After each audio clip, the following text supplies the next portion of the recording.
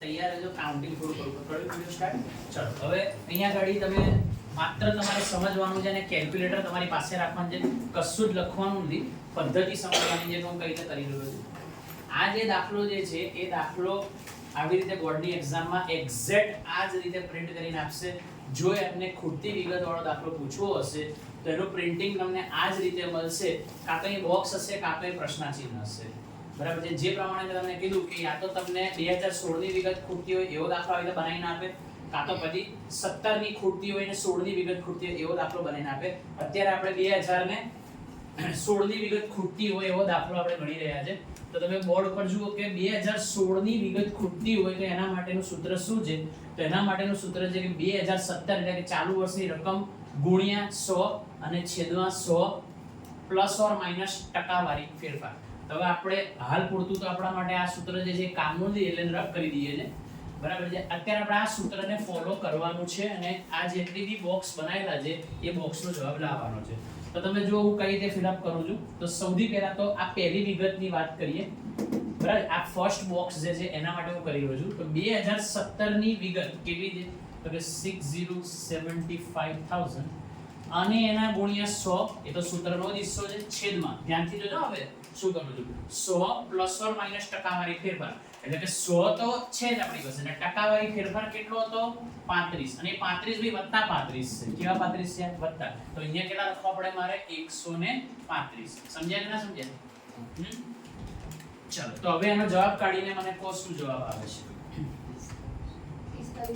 45 લાખ રૂપિયા જવાબ આવે છે તો અહીં હું ફિલઅપ કરતો જાઉં છું સાથે સાથે કે 45 લાખ જવાબ આવ્યો બસ આ જ પ્રોસિજર જે છે આ જે પ્રોસિજર કરી છે એવી જ પ્રોસિજર મારે બધા માટે કરવાની છે અને ફિલઅપ કરવાનું છે બહુ સિમ્પલ સોબર જેવા ફોર્મ્યુલા છે ઈઝીલી જવાબ આવી જશે પણ ફોર્મ્યુલા યાદ હોવું જરૂરી છે ચલો હવે બીજા માટે ગણતરી કરીએ છીએ તો તમે સમજી ગયા છો કે મારે અહીં કેટલા લખવાના છે 7 લાખ એના ગુણ્યા 100 એ તો સૂત્રનો જ હિસ્સો છે છેદમાં 100 માઈનસ 30 કરજો ભાઈ ધ્યાનથી જોજો અહીં બ્રેકેટમાં 30 છે મતલબ કે 100 માઈનસ 30 એટલે કેટલા થશે 70 હવે હું અહીંયા ગાડી આ સમજે પ્લસ ઓર માઈનસ 100 માં પ્લસ હોય તો પ્લસ કરીને અહીંયા લખવાનું 100 માં માઈનસ હોય તો માઈનસ કરીને તમે 70 લખ્યું ક્યાંથી 70 આવ્યું સમજી ગયા છો 70 મેં કેમ લખ્યું 100 માં માઈનસ 30 કર્યા છે ટકાવારી ફેરફાર બોલો એનો જવાબ શું આવે છે 10 લાખ અને એ 10 લાખ ને આપણે અહીંયા ફિલ અપ કરીએ એટલે 10 લખું જો ટાઈમ બચાવે ચલો એના પછી આના માટે 6,750,000 એના ગુણ્યા કેટલા કરવાના છે 100 અને છેદમાં 100 પ્લસ ટકાવારી ફેરફાર એટલે કે 123.18 100 માં મેં પ્લસ કર્યું અને અહીંયા લખ્યું છે અને હવે એનો જવાબ કાઢી આપો મને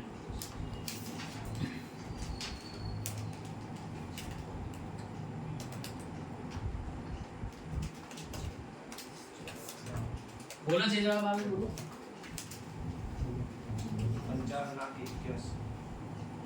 55,000,000,081.18 તો પોઈન્ટ લખતા નથી 55,000,081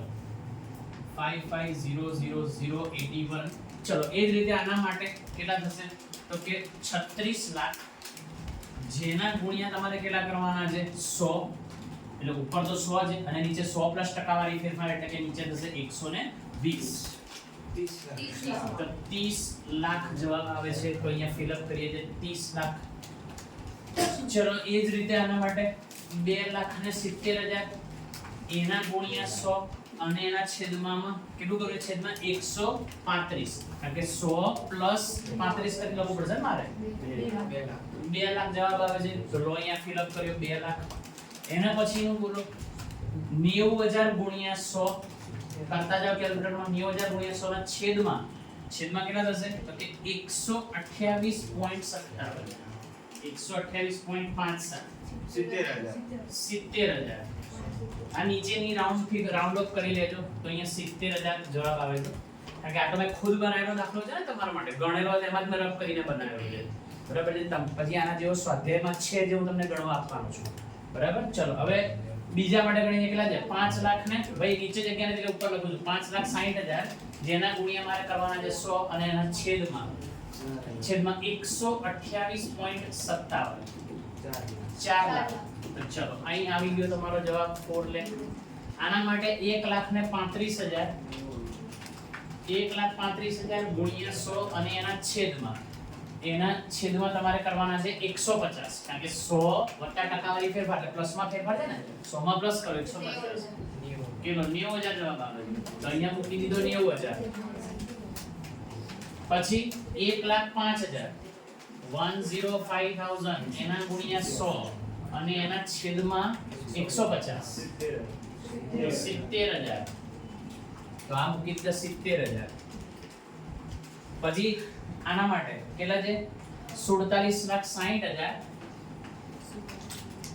અને એના ગુણ્યામાં 100 અને એના છેદમાં કેટલા થશે 124.28 બોલો 38,030 38,30 ચલો તો અહીં લખી નાખ્યો છે 38,30,61 બોલો તમને આ બાકીની પ્રોસીજર તમારી પર છોડું તો તમને આવડે બરાબર તો તમારે કરવાનું આ ત્રણ તમારે કરવાના છે